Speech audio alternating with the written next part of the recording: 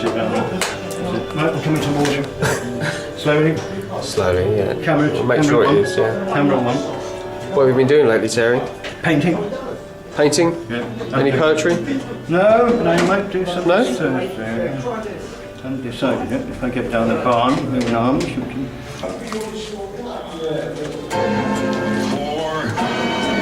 3, 2, 1. This is the Soft Rock Show with Geoff Dorsett and Andy Shepherd. Can't stop, keep rocking, kid. And it's Simon Dupree and the Big Sound and Gentle Giant special coming at you from Express FM 93.7. Let's go back to a hit in November of 1967. Good evening. We'll be talking to Phil Shulman after this. We're going to do all kinds of things. We're going to play different artists that we think you like. We can't be sure, but we're going to pick a few out for you. See your list, Geoff. Not all of it's true. And we're going to pull a few of these out, but we'll try and do it. But talk us through, we'll play now a Gentle Giant song. Talk us through Knots, because we're going to play that for you now. How did that come about, and what surfer was that era? Yeah, that's from R.D. Lang's book, which was called Knots. I sort of adapted one of his verses.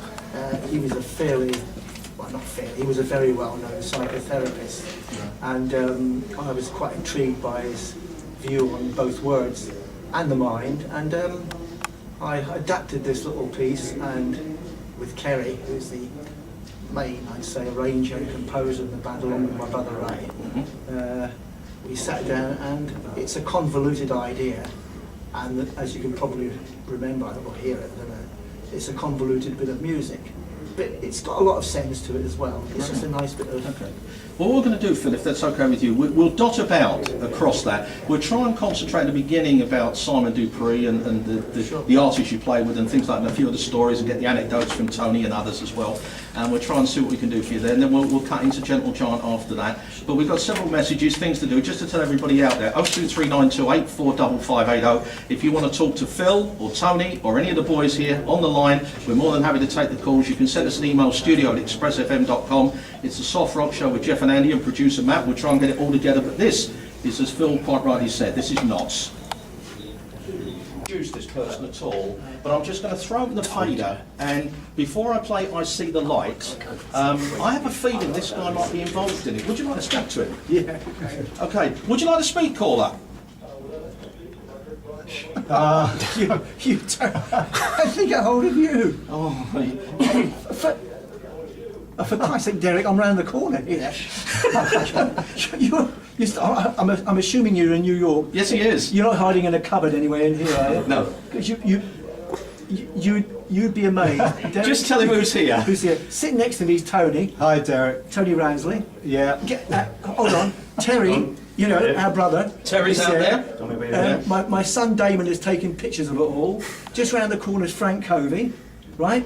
Frank Covey! Phil has just come back from Russia, he's on an Amy Winehouse gig. Yes. And my missus is obviously sitting here because Bobbi, you know, she's got to look after me. She's ready with the pills and stuff. You know. We did 2 shows. His brother lives in Florida. I'll go to see it. Absolutely terrific there. We have played you Daisy Dozy Beacon Mick from 1966. That is Bend It, and the message came in there from Mick and Titch. All the very best to you guys. Okay, now I'll tell you what we're going to do now. We'll get back onto the venues and everything around here. But Damon selected a track for you, right? Okay, and I've got to say that although this is something we wouldn't normally play on a soft rock show because we go for eclectic right across the board, this has got to be one of the great female vocal performances of all time, and it's a scene stopper here. I'm going to play this. It's from 1957. It's Peggy Lee and the Folks Who Live on the Hill, and I defy anybody who doesn't like this record. So this is especially for you, Phil, because I know you like this song.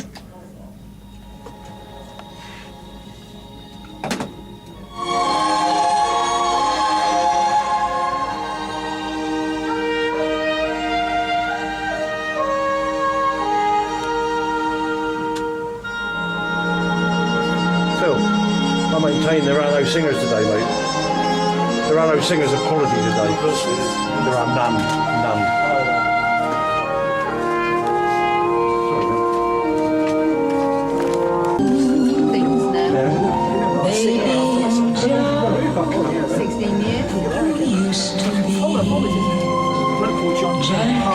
Have a little bit of information about We Are the Moles. By the way, thanks to Pete Crew for digging out the MP3 for me and getting hold of that. Mind you, Uncle Derek also managed to get a copy of it for me, so I had two of them on the go. You know what it sounds like then, yeah? Of course, I know the story. I'm catching up on things here. Limited in lyrics.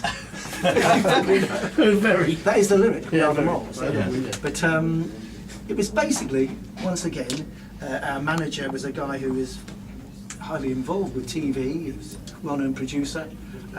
Also my brother-in-law at the time. And he It's John King. Yeah, John King. He was always coming up with some novel idea or other. And he thought that a little bit of mystery would help.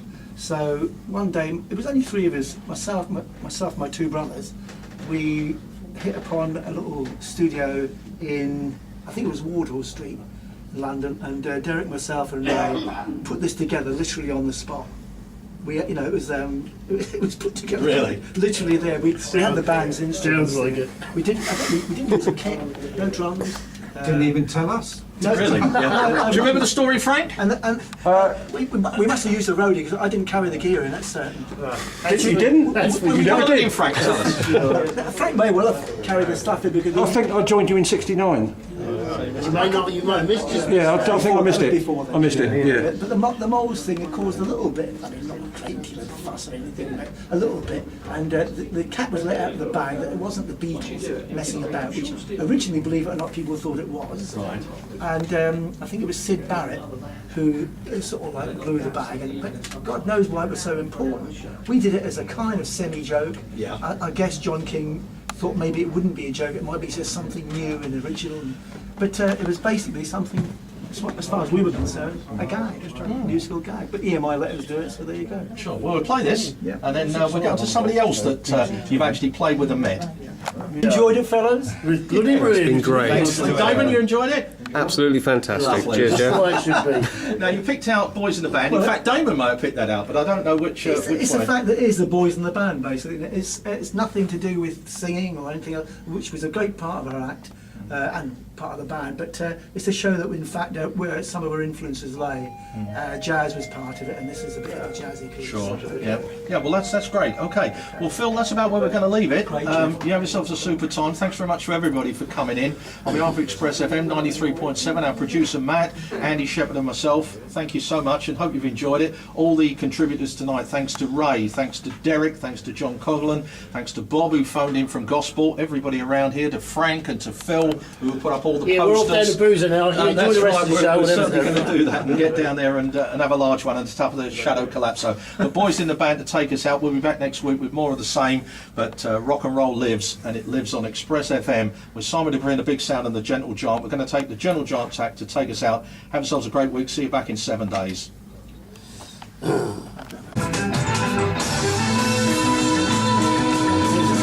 Fell in there, wasn't it? Of course, the sax player left, didn't he? You see John, no, but can't play any. we can't play shit, no. Crippled with arthritis, apparently, isn't he? Yeah. Crippled with arthritis? That's right. Are you deaf, Phil?